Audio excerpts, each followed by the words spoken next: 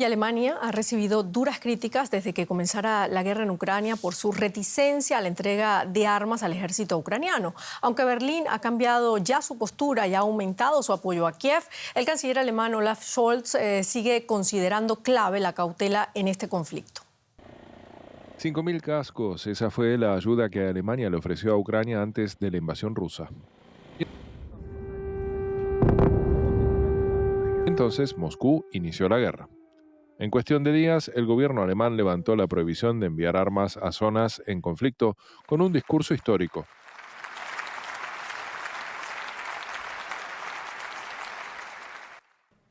Con la invasión a Ucrania entramos en una nueva era. En Kiev, Kharkov y Odessa. También en Mariupol, los ciudadanos no solo defienden su patria, también luchan por su libertad y la democracia, por valores que comparten con nosotros.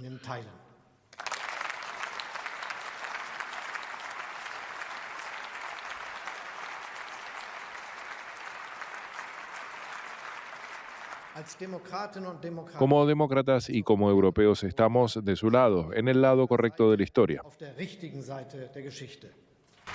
El gobierno de Scholz entregó miles de millones de euros en ayuda financiera y humanitaria, votó a favor de las sanciones contra Rusia y recibió a más de 1 millón de refugiados ucranianos en un año.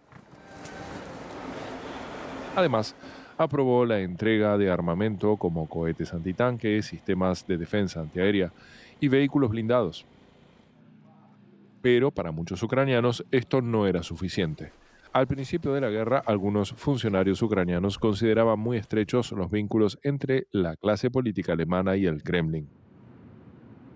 En las últimas décadas, Steinmeier estableció una telaraña de contactos con Rusia. Muchas de las personas implicadas tienen ahora voz en el gobierno alemán. Una referencia al presidente alemán Frank-Walter Steinmeier, que se ofreció a visitar Ucrania en abril del año pasado, pero Kiev rechazó la propuesta. Las relaciones entre Kiev y Berlín seguían siendo frías. Entonces, mucho después que otros líderes occidentales, el canciller alemán decidió viajar en persona a Kiev. Las entregas de armas alemanas comenzaron a aumentar y a marcar la diferencia en el campo de batalla. Al mismo tiempo, Alemania buscaba reducir su dependencia del carbón, el petróleo y el gas rusos y llenar sus reservas energéticas para el invierno.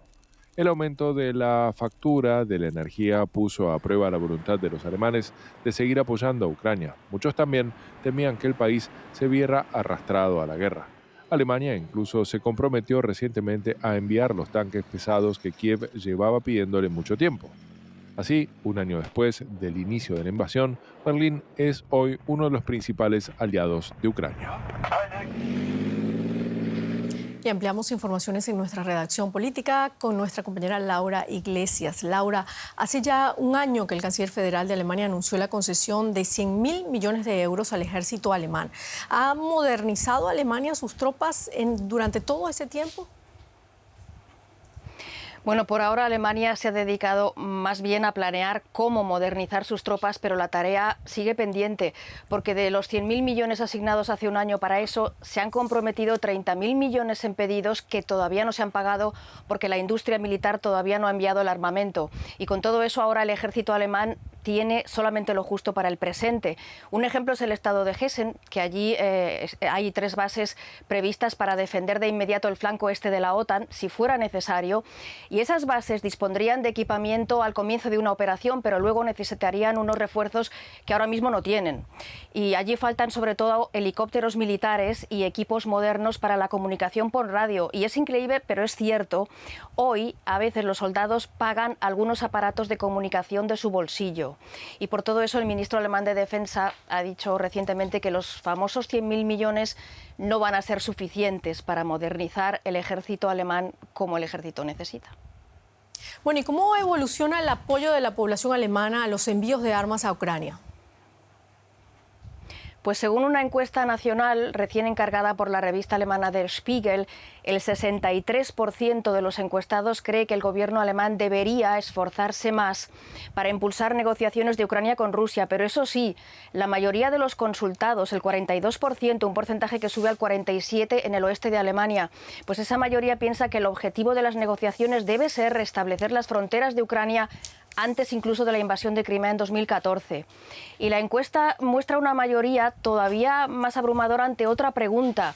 Esa pregunta es: ¿debería Ucrania dejar de defenderse con su ejército para que la guerra acabe antes? Y el 66% de los encuestados opta por la respuesta rotundamente no. Es decir, que la mayoría de los alemanes no respalda a los manifestantes que el sábado condenaron en Berlín los envíos de armas a Ucrania. Muchísimas gracias, Laura Iglesias, desde el estudio parlamentario.